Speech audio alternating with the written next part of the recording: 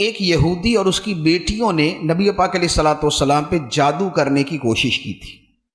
آپ کے منہ مبارک، آپ کی کنگھی کے چند دندانے اور ایک پتلا سا بنا کے موم کا، تو وہ کسی کنویں کے اندر ڈالا تھا اور نبی پاک علیہ الصلوۃ والسلام کے جسم اطہر پر اس کے اثرات ظاہر ہوئے تھے۔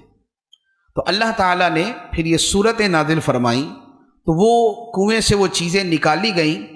یہ دونوں صورتیں پڑھیں، 11 آیتیں ہیں، ایک میں 6 آیتیں ہیں، ایک میں 5 آیتیں ہیں، 11 آیتیں۔ تو یہ 11 آیتیں جب مکمل کیں تو اس میں 11 سوئیاں تھیں، اس پتلے کے اندر 11 سوئیاں تھیں۔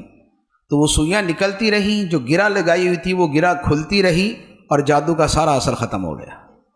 تو جادو کے اثر کے خاتمے کے لیے ان صورتوں کا بڑا عمل دخل ہے، اور یہ افضل ترین چیزوں میں سے ہے۔ دم کے لیے یہ بہترین چیزوں میں سے ہے سورہ فلق اور سورہ ناس۔